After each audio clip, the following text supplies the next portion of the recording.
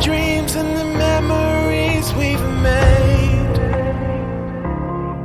to see it crashing out the sky.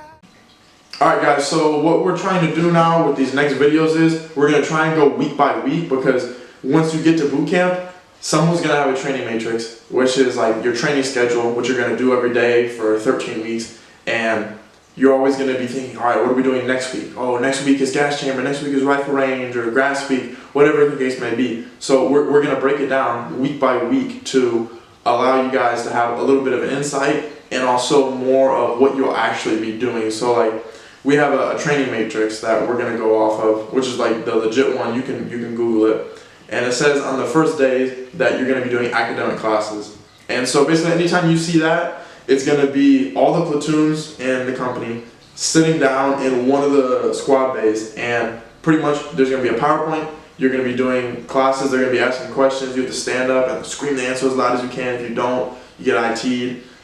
If you fall asleep, which happens, I fell asleep so many times because I barely sleep. I don't sleep very good. I get IT'd a lot. I'm not going to lie. I fell asleep a lot. So that's where it comes, where you have to keep other recruits awake and keep yourself awake. So really quick, for those that don't know, platoons are basically, every single platoon has a set amount of people in it. So I'm going to say about 81, give or take. So your platoon is basically like, you guys are all together. Y'all sleep together, y'all use the head together. The head is the bathroom. You guys do everything together. So when Clark says that all the platoons get together and do knowledge, because it's not called academic classes, it's called knowledge. When all of you get together, you guys sit down, and there's like a little PowerPoint or whatever it is.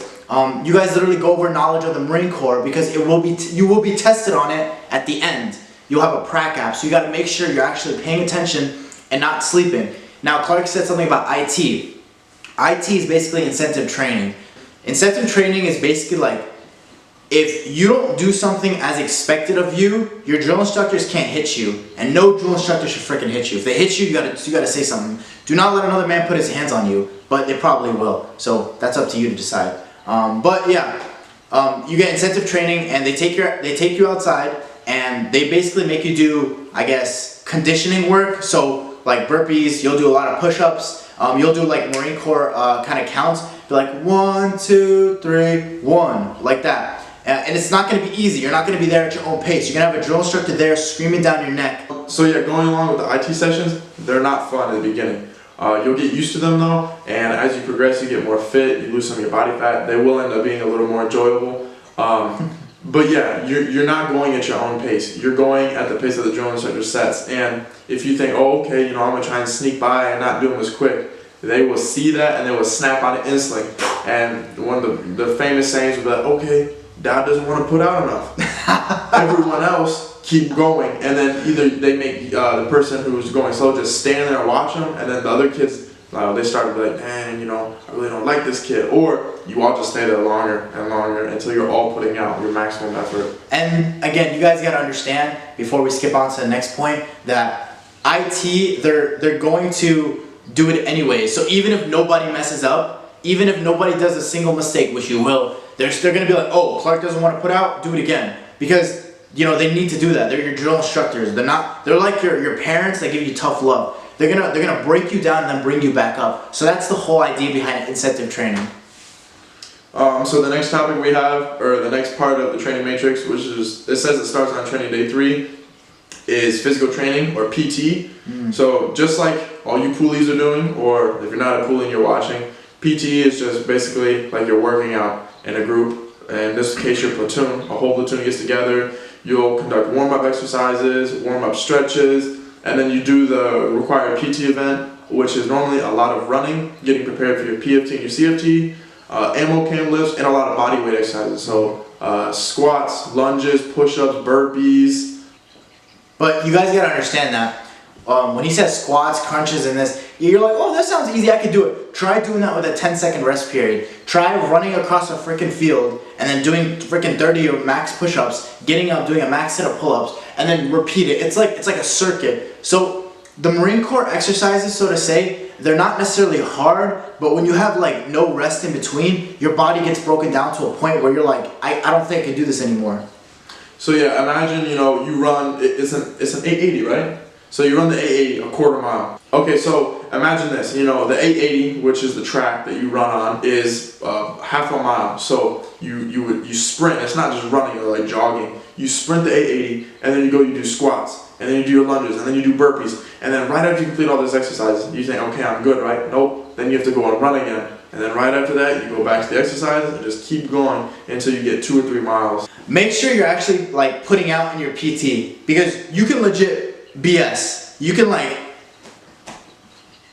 and then come PFT time, you're gonna like do crap versus everybody else.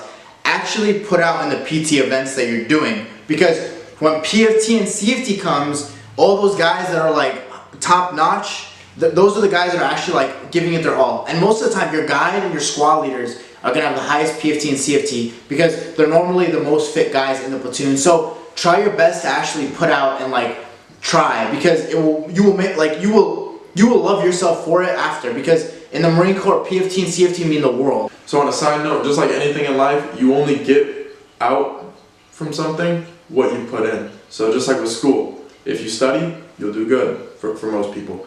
When you're at your work, when you have a job, when you work for a business, if you do a good job, you'll receive a promotion. You know, you'll get recognition for your work. It's the same way with your body. Put good food in your body, you'll get good results.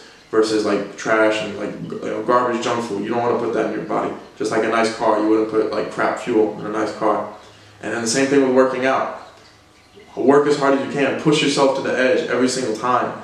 And then you'll recover quicker. You'll notice you get stronger, you get faster, your endurance goes up. And before you know it, you know, like Dad was saying, you'll really appreciate the hard work that you put in to improve yourself. So to wrap that whole thing up, for PT, it will be intense, it will be hard. Make sure you're hydrating. Fill up your canteens whenever you have the chance. Do not be that moron that does not fill his canteens up and is about to dehydrate on the field, because your drill instructors will literally be like, and then another recruit will give you probably his water. So make sure you're hydrating, make sure you're putting out, make sure you're actually doing what you're supposed to do, and your body will thank you later on. And then it says in the training matrix that on that Friday, you start your first MAC class.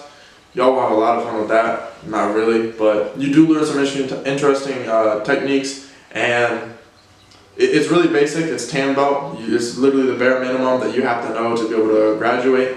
But it is definitely important, and you'll learn a lot from it. And of course, you'll PT with it. It's not just learning techniques. So have fun with that. So McMAP is basically like Marine Corps martial arts program. It's the Marine Corps' way of teaching you how to defend yourself with a rifle, whether it's with your hands, whether it's with a knife. It's just techniques that you can learn. If you were in a combat situation or life or death situation, you can apply them. They're efficient, and I feel like it's good that you should know. And again, you're gonna do the bare minimum. You're gonna get your tan belt in boot camp, and after boot camp or whenever you get to the fleet where you're doing your actual job, you can ask your chain of command if you're allowed to get your gray belt, get your green belt, get your brown belt, get your black belt. So get your frickin' belts. And then wrapping up the week, every Sunday, every single one of you. Take me to church! Yeah, no matter what religion you are, no matter what you practice, if you don't practice anything, you are afforded an equal opportunity, because that's what the Marine Corps always say, equal opportunity, to practice your religion, and you will have time to do so every Sunday. So make good use of that time. If you're not religious, you know, you will have a little bit of free time. I say that sparingly, and that is, Sundays are literally the only day that you get that little bit of freedom.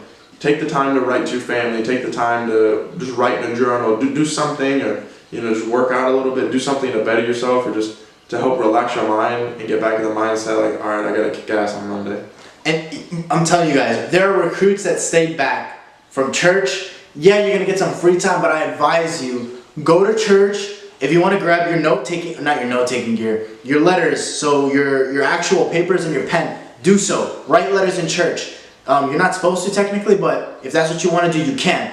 Even if you have no religion, if you feel like, you know, you'd be more comfortable staying with the platoon, because a lot of people do go to church, then you should.